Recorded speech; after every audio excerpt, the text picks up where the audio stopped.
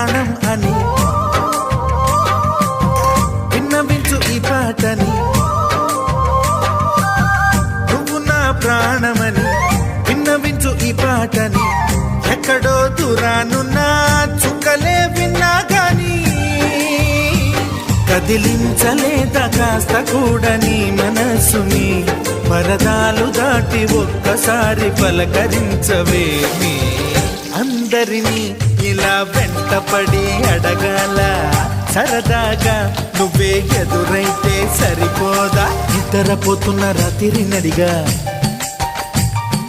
గుడికి చేరిన గువ్వల నడిగా